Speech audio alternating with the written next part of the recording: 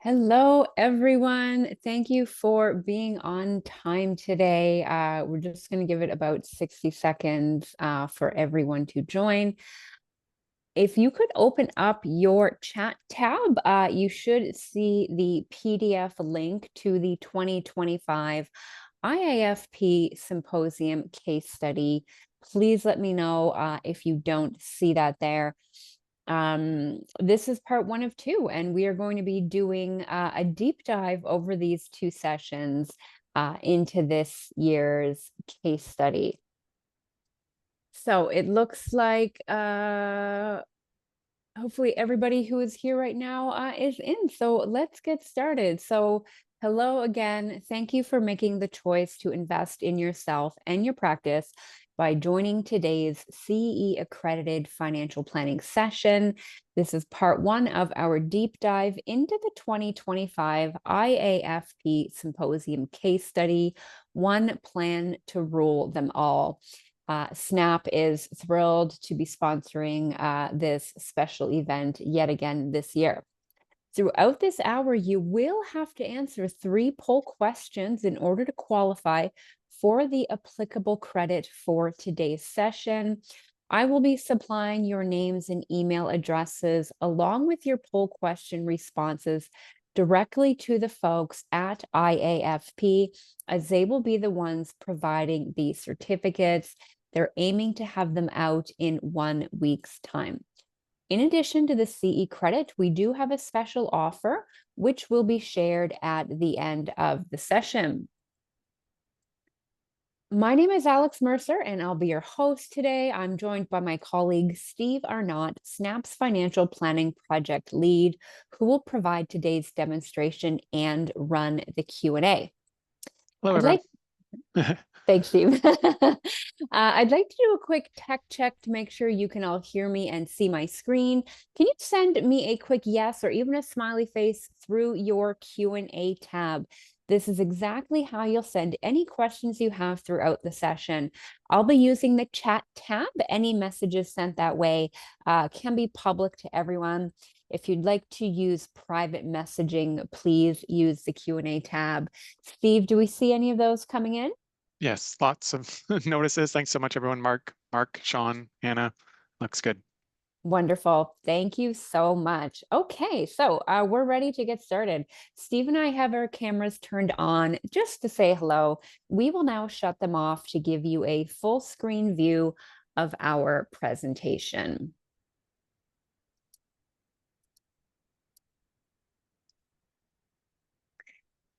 So today is part one of this series. The objective today is to introduce you to the software and show you how it can be used to compare options, optimize outcomes, and provide peace of mind for your average client.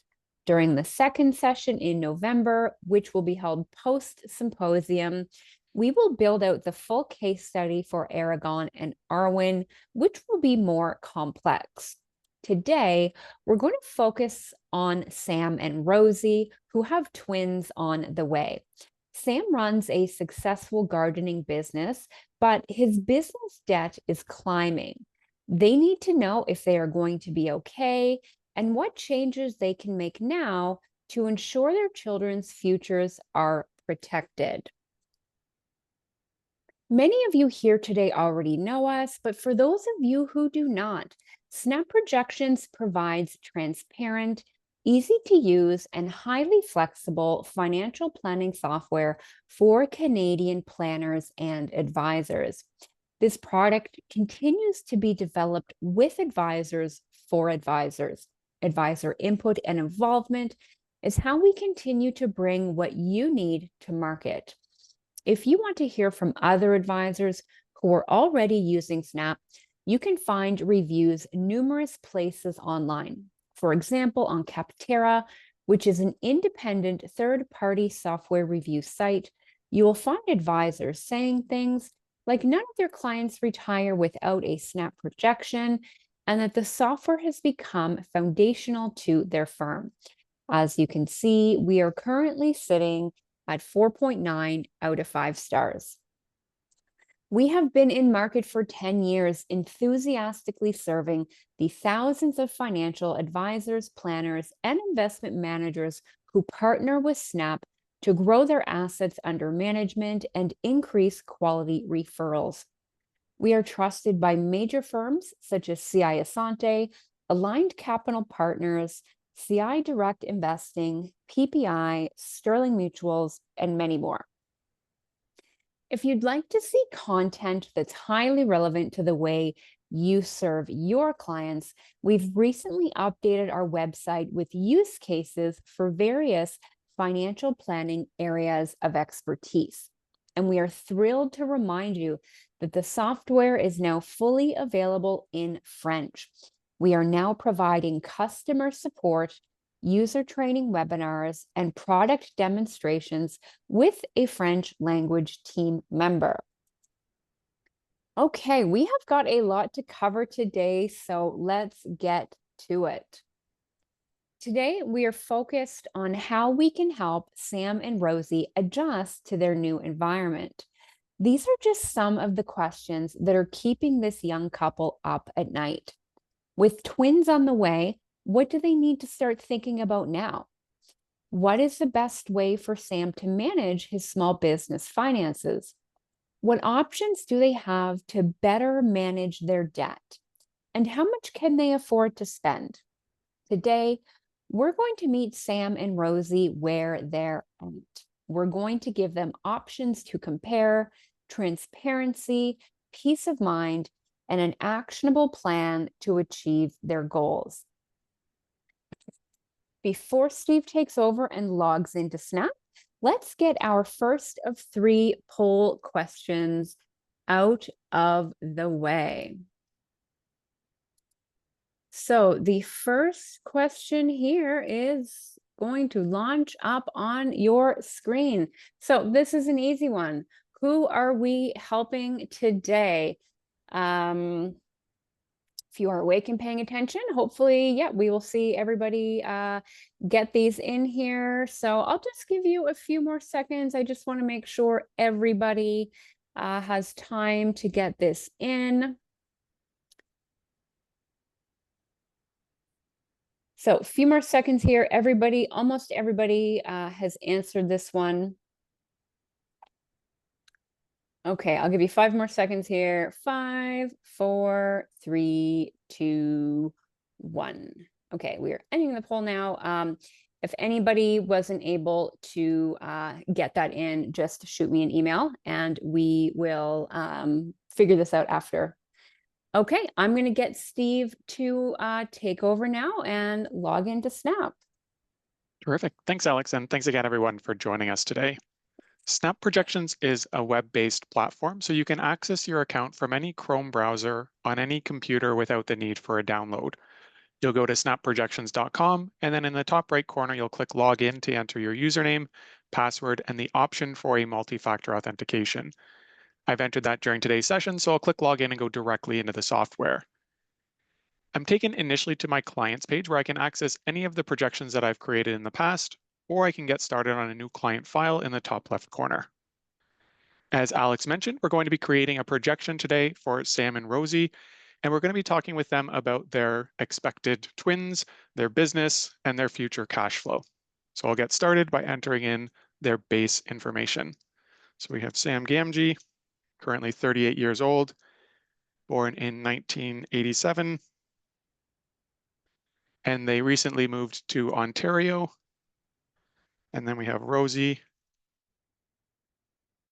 similarly born in 1987. And Sam's birthday is 0406. In the top left corner of the software, you'll see that there are 3 sections to the tool. There's the scenario setup, where we enter in all of our base plan information. This includes the client's name, the general plan settings, expenses, incomes, and assets. Once we're done with the scenario setup, we then proceed to the planning pages where all of that information comes together to show us our clients' lives on one page. From here, we can review information, make any changes, and then once we're comfortable with all of the numbers, we're ready to proceed to the client report, where we can select the charts, tables, and commentary to include in a final client-facing document. For now, we'll continue on with the scenario setup. I'll click Next at the bottom, and we'll go to the General Plan page.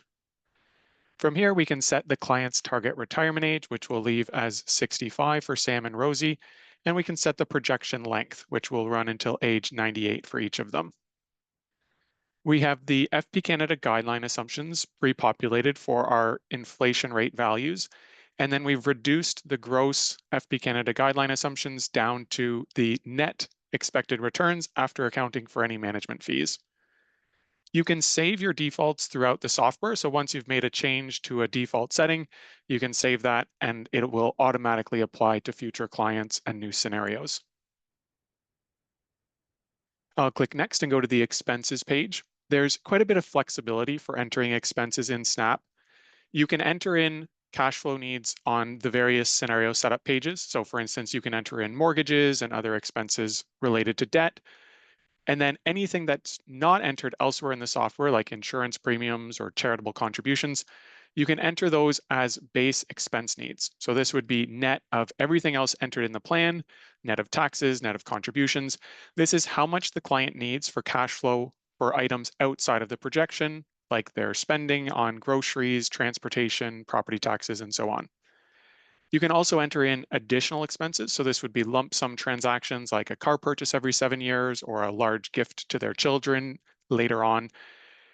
In this case, I'm actually going to leave this page entirely blank. And because Sam and Rosie's current finances are so in flux, we're going to have the software help us to calculate reasonable annual spending goals once we get to the planning pages. So we'll leave this blank for now. We'll click Next and go to Incomes. Sam currently has a total of 200,000 of gross business income. So we'll enter that here.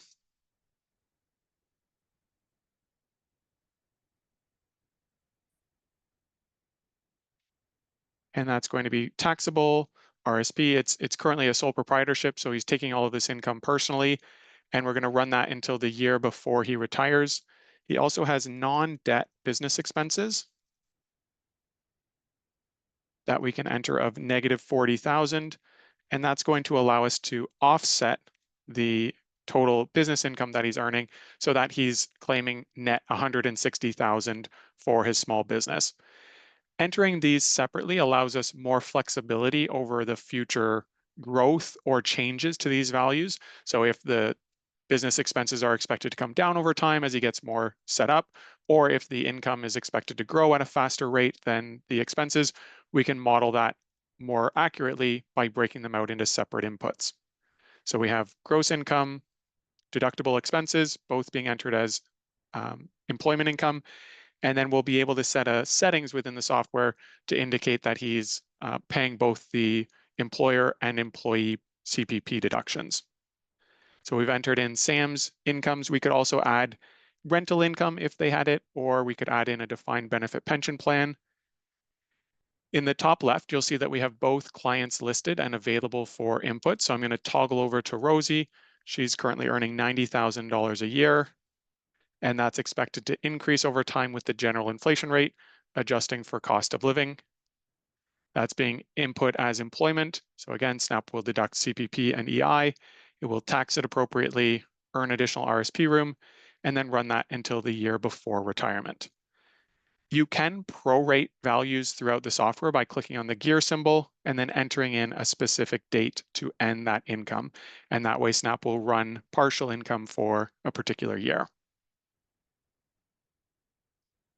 I'll click Next and go to the Assets page. You'll see that Snap adds a default non-registered account just to show you how to input a financial asset within the projection and to serve as a location that Snap can allocate future surpluses. In this case, I'm going to remove the default non-reg and just enter in their emergency savings account of $15,000. And that's a joint non-registered, that's 100% in cash. Sam also has a tax-free savings account with a current balance of $4,000 and 100% equity allocation. And then he has an RSP with $10,000. And that's 20% fixed income and 80% equity. And you'll see Snap pre-populates the rate of return for each account based off of our general plan settings. And then we can customize on an account by account level if we wanted to adjust those rates for any specific reason. In the top left, we also have the ability to enter in custom settings for any of the account types. So this is a common theme throughout Snap where you can get started with a quick and simple projection using conservative base assumptions, or you can go throughout the software and customize those values in order to tailor the plan to your client's unique circumstances. So in this case, they do have a bit of carry forward as they haven't been able to fully utilize the TFSA. Currently, Sam has a total of 10,000 of additional contribution room. You'll see we now have the ability to maximize TFSA values based off of non-registered assets. So if you want Snap to automatically pull money from non-registered assets into the TFSAs, you can turn this on and Snap will take care of that for you. I'm going to leave it turned off for the time being, and we'll see whether that's applicable to this particular client case. For the RSP, we can also include the carry forward room. So that's currently 40,000 for Sam. Going back to the assets, I'll click on Rosie's name and toggle over to her input page. Again, there's a default account that I'll just remove in this case. And then I'll input her TFSA, which is $3,000. And then her RSP, which is a total of $5,000. As I scroll down, I can also input real assets. So they just recently bought a home for $700,000. We have the appreciation rate defaulted to the general inflation value, and you can customize that as needed. That's a joint asset. We could enter in a future purchase age if the client was still saving up towards a home, or if they wanted to buy an investment property or a cottage. And you can model future sale age if they wanted to downsize or use equity from the home later in the projection. I'll click next and go to the debts page where we can enter in their current mortgage and the business loan. So we'll go add debt. So they borrowed $560,000 to purchase the home at an interest rate of 5% and monthly payments of $3,150. That's a joint mortgage, and that's linked to the home. So if we sell the home at any time in the projection, Snap will automatically repay the remaining mortgage with the proceeds from the home. We also have a business loan for $350,000 at 9%. Previously, Sam was just barely keeping pace with the interest costs, but he's recently increased his monthly payments to $4,000 in the pursuit of trying to pay that off over roughly the next 10 years. That's a non-joint loan just in Sam's name, and it's tax deductible against his business income. I'll click next at the bottom and go to the debts page, or sorry, to the government benefits page. From here, we can customize the start age and the expected benefit that the client will receive.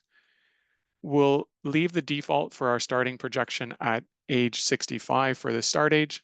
And then you'll see that Snap defaults the expected benefit to 57% of the maximum. This is the national average that individuals currently receiving CBP are earning. And this is just because we don't have all of the data required in Snap in order to calculate it for the client's unique case.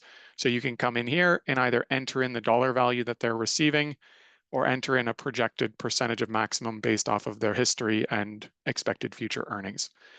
Because Sam and Rosie are fairly new to Canada, they don't have the full 40-year period available to earn the maximum.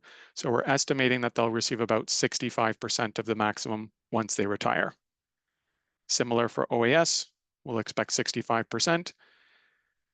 I'll move over to Rosie's and make the same changes there. So 65% for each.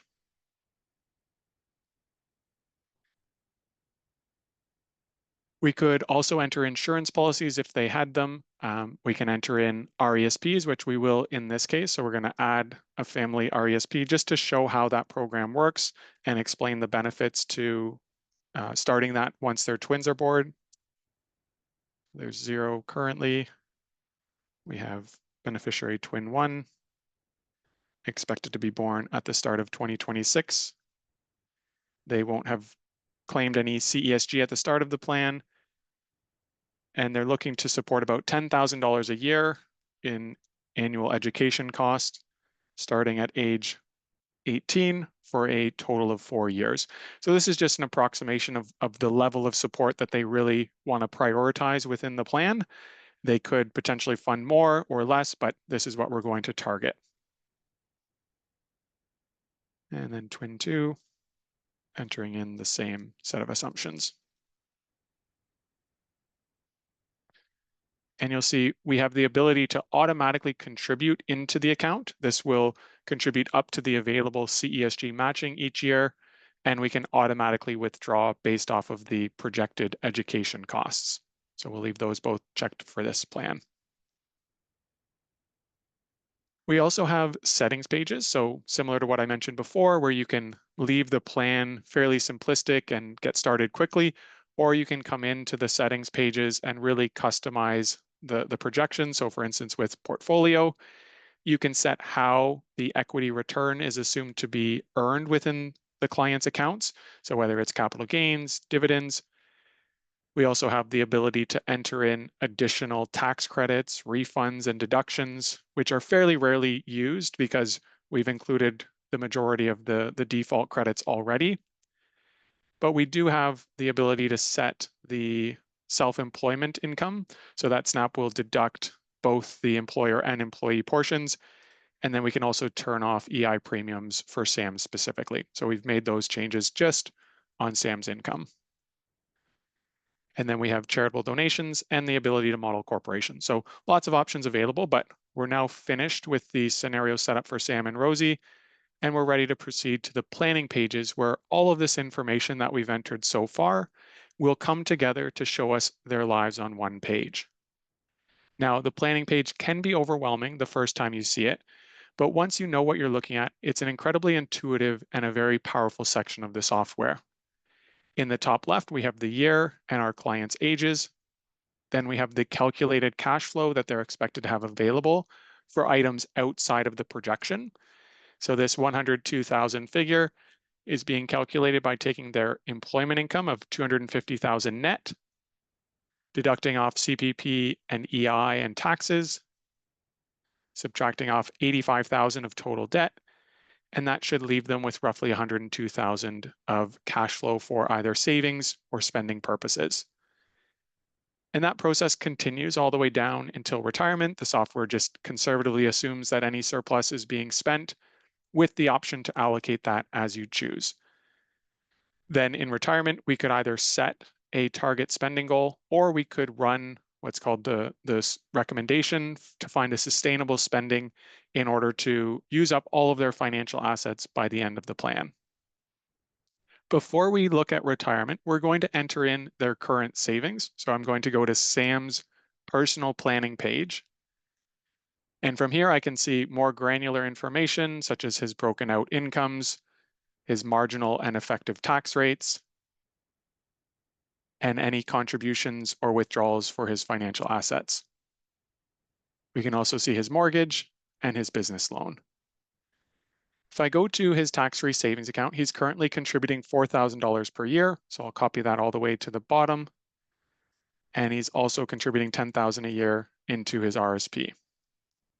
So we can make as many changes as we want on this page before SNAP updates all of the numbers. So right now we have these contributions running all the way until the last year of work. You'll see that the Run Scenario button has turned orange, which means I've made a change to the page that has not yet been updated throughout the software. So when I click Run Scenario, Snap will recalculate everything and update the numbers. And this just prevents the plan from constantly refreshing on you as you're working. So now we can see the increased balances that are expected because of those contributions. I can also go to Rosie's page and make similar contribution assumptions. So we'll go to the TFSA, enter in 3,000, copy that down, RSP of 5,000, and then run this scenario. And now that we've made changes to their individual planning pages, we can go back to the combined and see the impact on their expected cash flow. So before they had about 102,000 available in cash flow. After accounting for the net of tax changes, they have closer to 86,000 this year for personal spending. And then that drops a bit next year once they start contributing 5,000 a year into the RESP. And then eventually it's expected to spike once they repay the business loan and all of their business income is able to go to personal spending needs.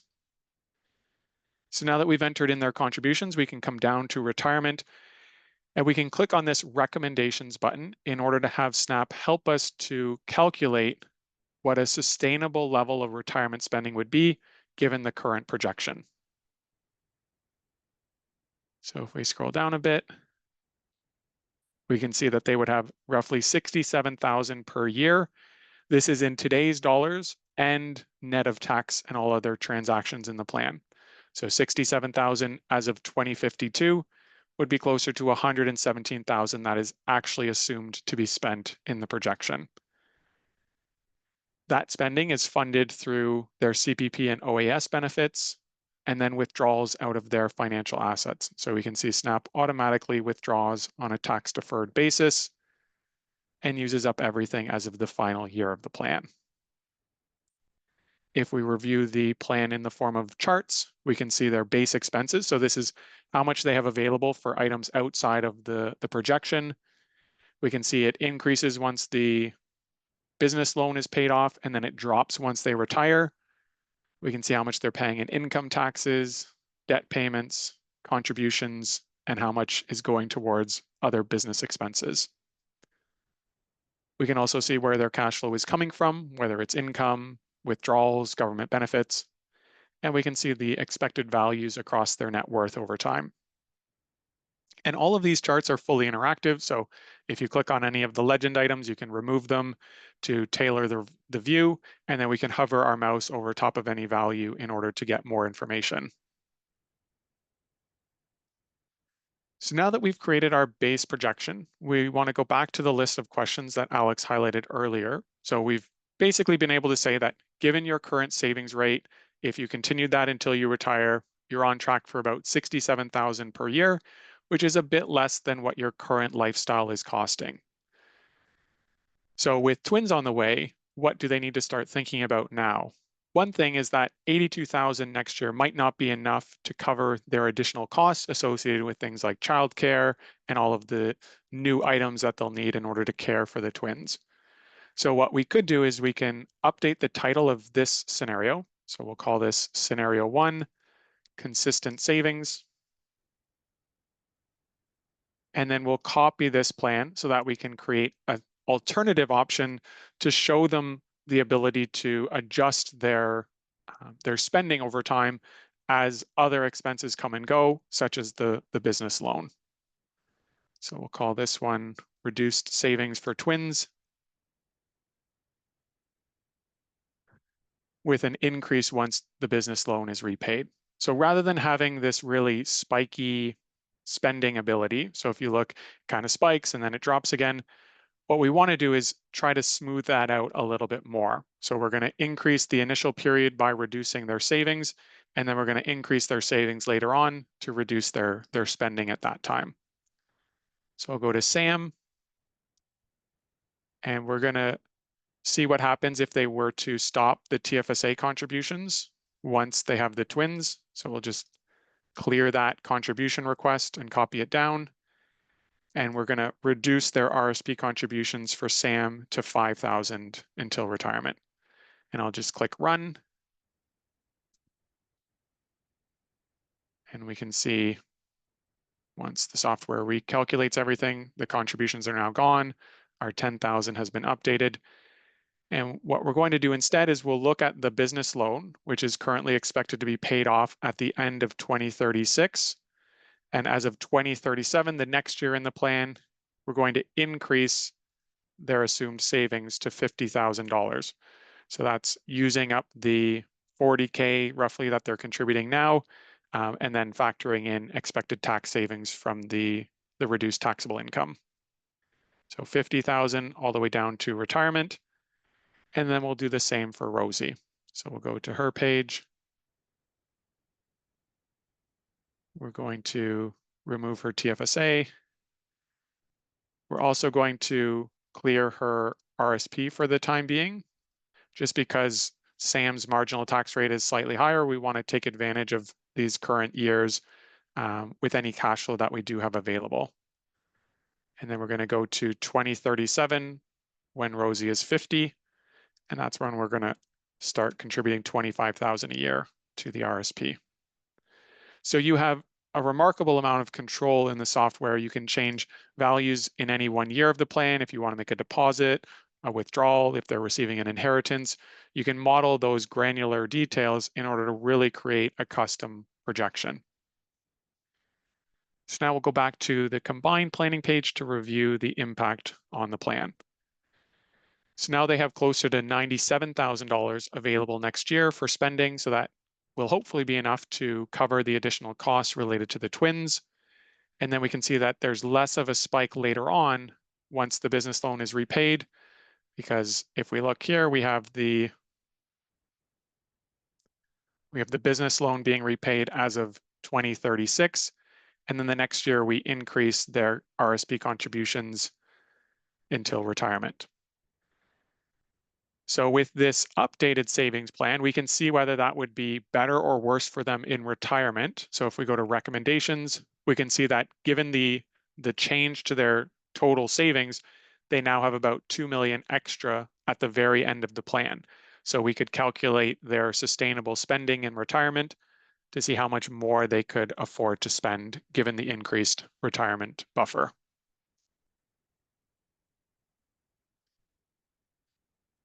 So the first plan was about $67,000 a year. Now we're looking at $77,000. So we'll apply that to the projection. And then we can review the charts to see the impact. So now if we go to charts, you can see that the base expenses are much smoother. We don't have that initial spike when the business loan is repaid, and we have less of a drop once they retire. So we're gradually working towards a more optimized plan with specific action items that they can take away and move forward with. So if we go back to the list of questions, we've been able to walk them through how they might be able to adjust their finances once the twins are born, how the RESP is going to work with the CESG contributions, and then once they've repaid the business loan, how they'll be able to catch up on their retirement savings. Another thing that we could talk about is the tax efficiency or opportunities for Sam's business. So if we go back into the software, we can see that the majority of the cash flow that he's currently earning in his gardening business is required for personal spending and debt repayment. So there's not much of an opportunity to incorporate at this stage from a cash flow standpoint. He would need to distribute everything anyways. And even later, once the business loan is repaid and he has surplus cash flow, he's able to allocate that into the RSPs anyways. So there's not a huge opportunity from a cash flow standpoint to incorporate. He could look at the transition of the gardening business to his children, whether there's any liability or other benefits to incorporating. But from a purely a cash flow standpoint, he does look to be able to manage things as a sole proprietor. So he could talk with an accountant about making sure that he's claiming all of the right deductions and is on side with all of the accounting needs. But in terms of his corporate taxes or his business taxes at the moment, things do look to be on track. In terms of his options for his debt, it's great that he's recently increased his monthly payments so that he's now amortizing his debt and looking to pay that off over the foreseeable future. But at 9% interest, he is paying about $30,000 a year in interest. So he's not making much of a dent into the principal in these initial few years. So he's been talking recently with his parents about the opportunity to do a prescribed rate loan in order to refinance this 9% interest down to 3%. So they have a bit of extra cash at the moment, and 3% interest would be enough for them to justify taking that loan. So we can go to the business loan on the planning page, click on the 9% interest rate, and change that as of 2026 to 3%. Part of the goal with this would be to maintain the current $4,000 monthly payment and see how much faster they would be able to pay off the loan at that reduced interest rate. And as we review the loan, we can see that instead of paying it off at the end of 2036, they're now paying it off at the end of 2033. So they've cut off an entire 3 years of the cost to that plan. So I'm just going to undo that change initially, and then I'm going to copy this scenario before making that change so that we can compare the two options as a final step in this process. So I'll copy the scenario.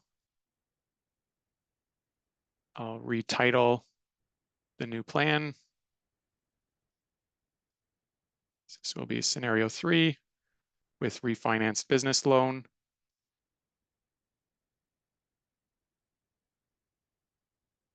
And then we'll go over to the business loan once more, click on the interest rate, change it to 3%. And again, we'll see it changes from 2036 now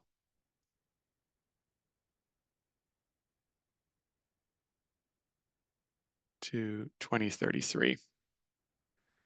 And one thing that they could discuss doing is applying those 3 years of savings into their retirement contribution. So they could increase to 50,000 3 years earlier and see how that would impact their retirement spending. So we'll just go for each of them, add 3 more years for Rosie as well.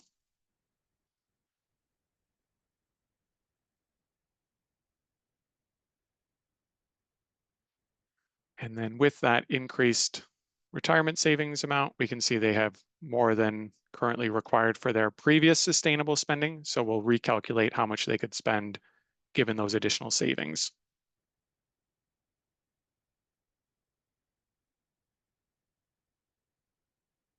So here it would be 85,000 a year in retirement. So now that we have our 3 options, we can go to the menu option at the top of the software and click on Compare Scenario. We can select the 3 plans, and then we can review the differences in the projections across a wide range of customizable metrics. So you'll see that in all 3 plans, we have 100% of what we need. This is because we calculated the sustainable spending. So it's using up everything towards their total spending goal. We have the same retirement age, same projection length. And the main thing that is changing is the real dollar spending available in retirement. So we went from 67,000 to 77 and then 85. We can see that there are some differences in total lifetime taxes related to when and how much they're taking out of their various accounts. We can also go down to the final estate information and see that in all 3 cases, they're using up all of their financial assets and they're just leaving the home to the next generation. Worth between real dollars or nominal dollars for any of these metrics. If I click trends in the top left, we can see how the projections differ year over year. So in our original, we can see just how much variability there was in the different periods of the plan. So limited spending early, lots of spending options later, and then reduced retirement spending capacity. In scenario 2, where we started to reduce their savings early and increase them later, we can see that that improved. And then by starting those savings a few years earlier, we were able to increase their retirement cash flow so that the chart is a much smoother consumption over the lifetime of the plan. If we look in real dollars, we can also see, their current spending is roughly supported in the third scenario on an inflation adjusted basis. We can also look at the estate after tax and how that differs over time. So all 3 of the plans start, of course, from the same point and end with just the home left at the final year. But we can see some deviation in expected outcomes if they were to pass away at any point other than the first or last year of the plan. Once we know which plan we want to recommend for them, we can go back into the software. In this case, we'll target scenario 3. And now we can go to the third step, which is the client report. So we would go into client report. We would start with the report builder. This is where we can customize which charts, tables, and commentary you would like to include in the report. So you'll see by default, Snap has everything that's available in the software available in the report. So the cover page, the note to reader, the executive summary that we call the snapshots, and then lots of supporting charts and tables. But you may not want to include everything. They're more so there in order to provide you with tools for different types of client discussions. So in this case, I'm going to remove a few of the pages. I'm going to get rid of goal status, financial asset flows, expense summary, and then the recommendation summary. And you can remove pages from your report by either just dragging them to the left or the right, or you can click on it and then hit delete on your keyboard. You can also reorder pages. So I can take the net worth statement summary, for instance, and bring that down to the second last page. I can also continue to remove various pages that I don't need for the discussion that I plan to have with the client. And this just allows them to focus on the most important and relevant information. For instance, with cash flow, you'll see that we have household cash flow and then individualized pages. In most client cases, they're really just worried about the household view, so we can remove the individual versions.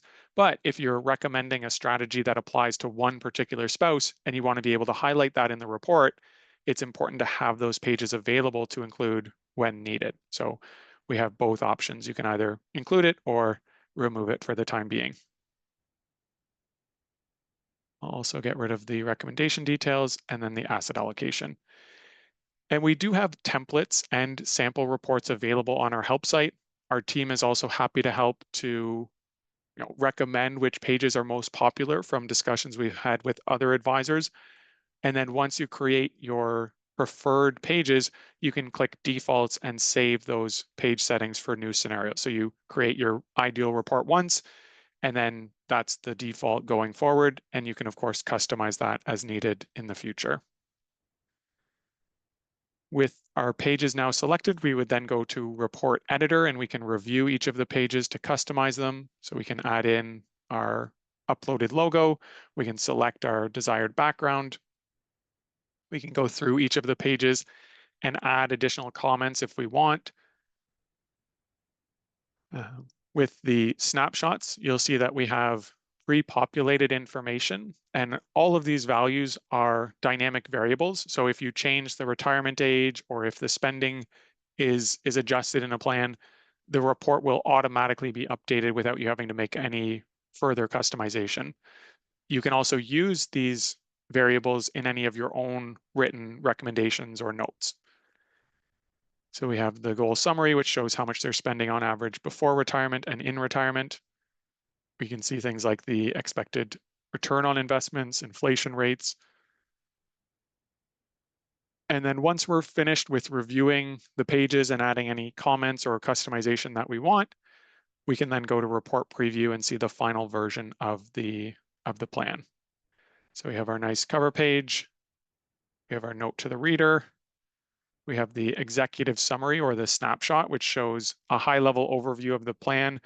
This just provides the client with a very digestible understanding of what's happening in the projection before they dive into any of the more granular details. And this can either be used as a standalone deliverable or as an executive summary at the start of the report.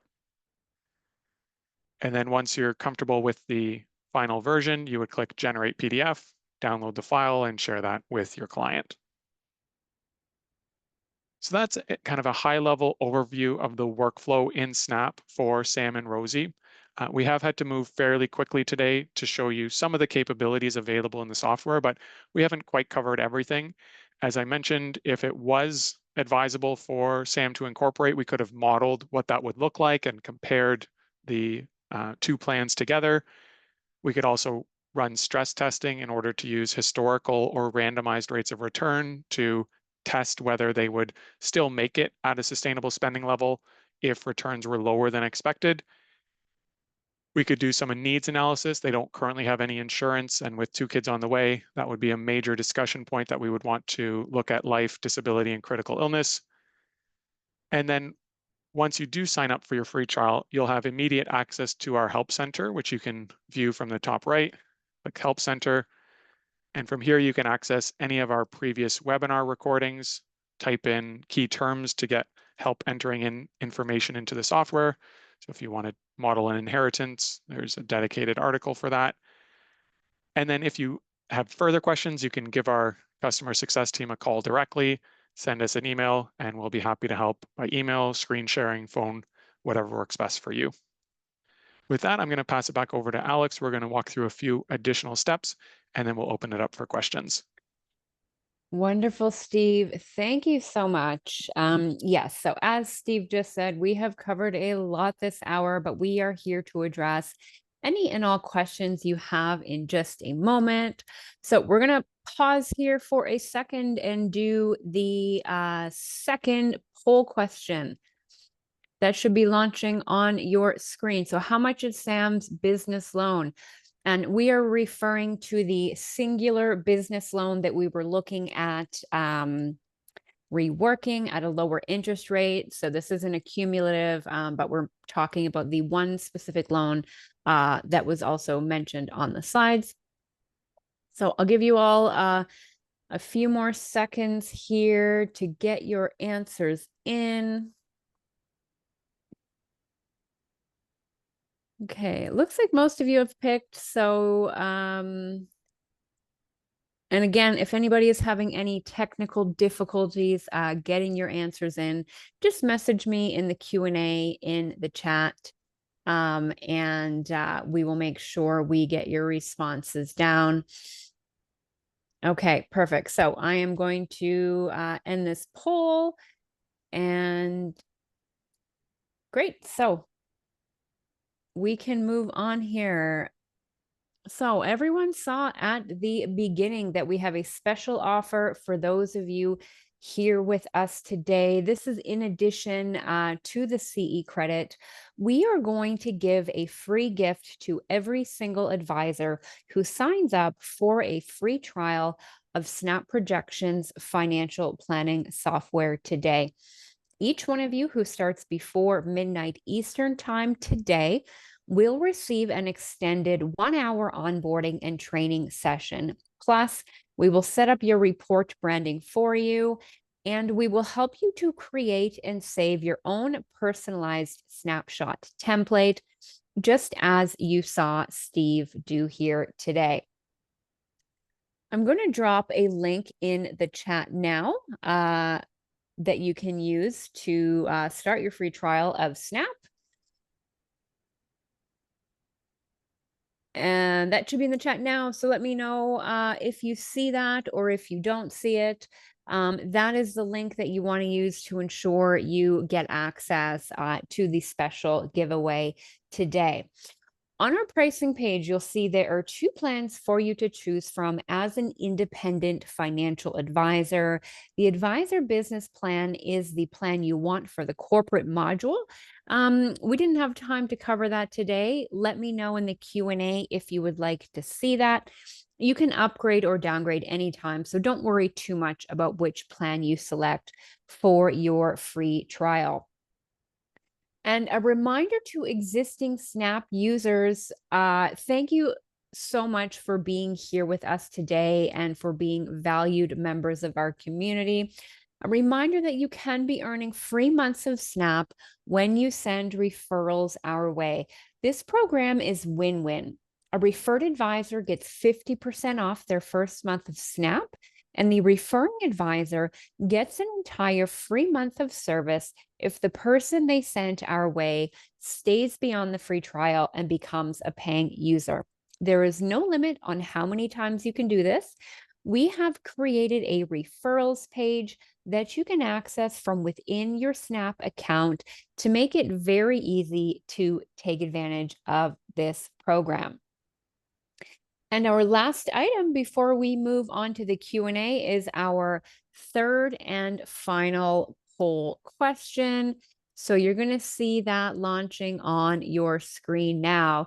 And I really hope this is an easy one for everybody.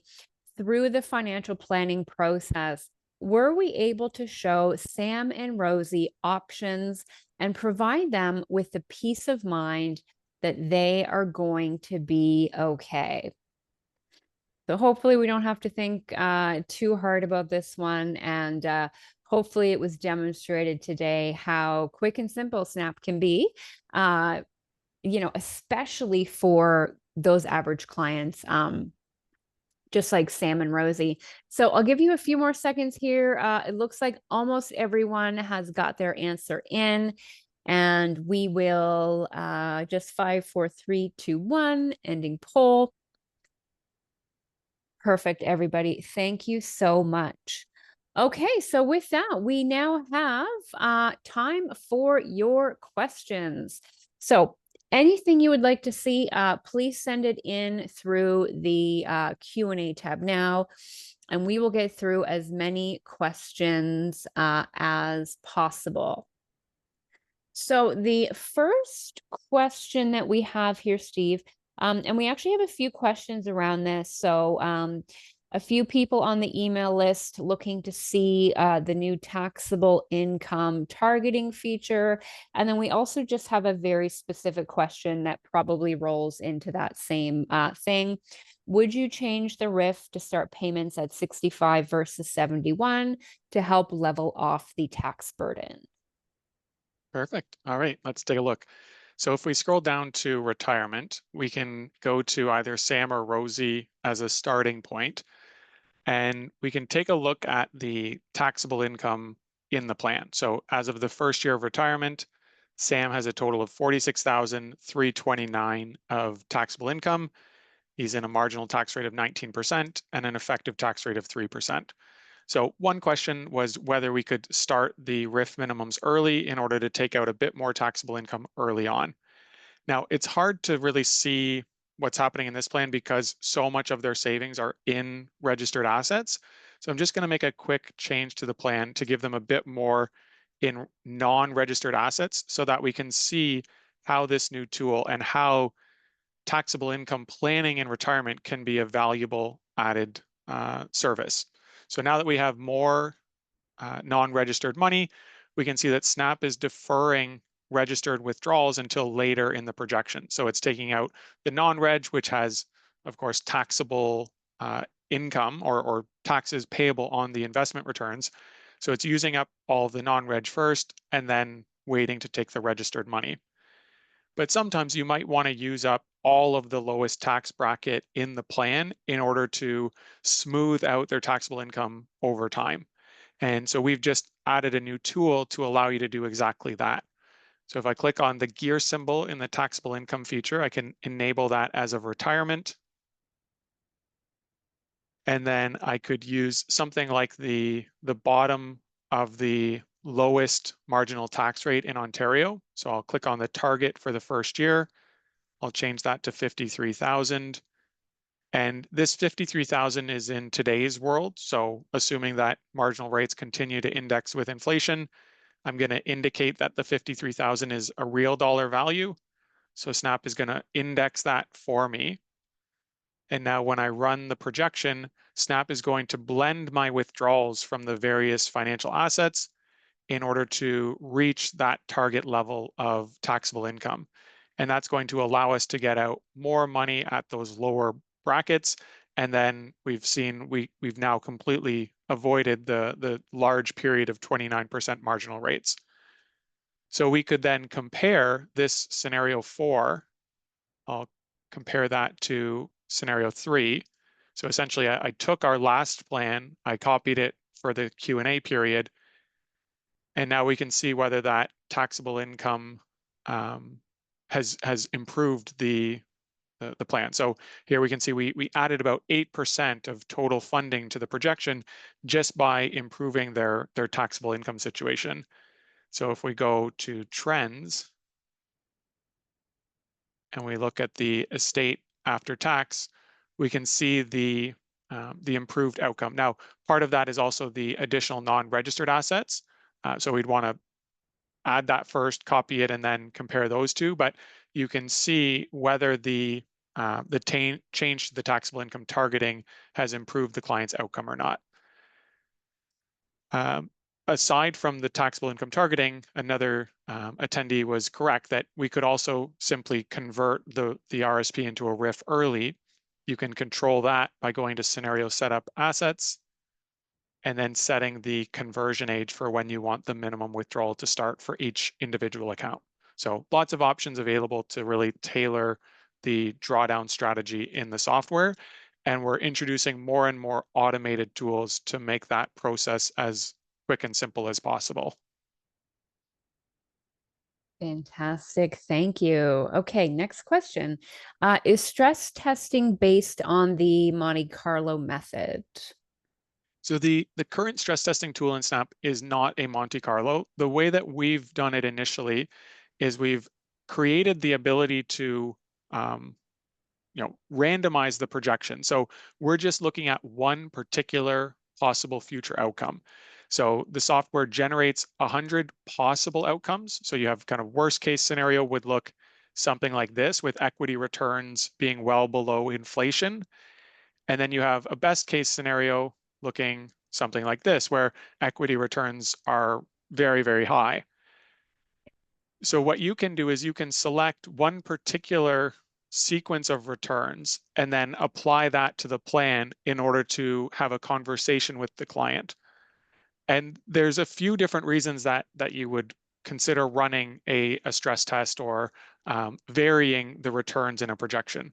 One is to have a conversation about the variability of future outcomes and the fact that a client has to be prepared for down markets. So here we can see, -8%, -12, -18. So -30 cumulative between these 2 years is a fairly large drop to the client's net worth. And preparing them for that can be a valuable discussion.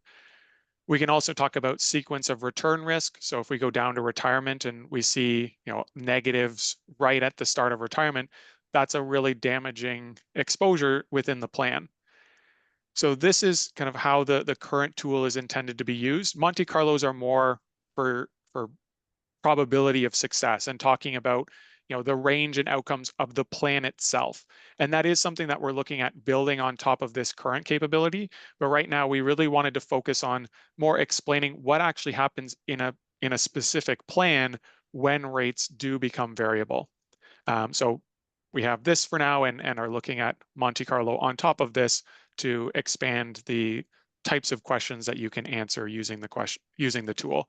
And as I mentioned, you can either use randomized returns or select from historical returns. Perfect. Thank you so much. Next question.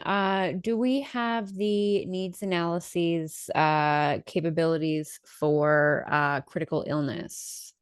Yes, so we've recently expanded our insurance input section, so you can now add life, disability, and critical illness policies to the projection. And then from the planning page, with or without any of those policies added, you can also conduct life needs analysis for life, disability, and critical illness in order to see whether additional insurance would be recommended. And we recently did a deep dive webinar on the tool. So if you go to our webinar section, you'll see we have modeling insurance coverage and needs analysis that would be helpful in understanding how the tool works and how to take full advantage of it. Fantastic. Thank you so much. Okay, it looks like we just have about 1 minute left here before we are on the hour. And I want to be respectful of everybody's time because I'm sure many of you have meetings that you have to hop onto. So we are going to wrap this up. If your question was not answered yet, I will follow up with you via email. We do just have a few left. Thank you so much for being here with us today, and I hope this has been a valuable session for all of you. Stay tuned for the invite for part 2 of the session, which will come out in the fall post symposium. And you will receive your CE credit directly from the folks at IAFP. And I'll be following up with everyone via email. So I'm here to answer all of your questions. Thank you so much. Bye for now.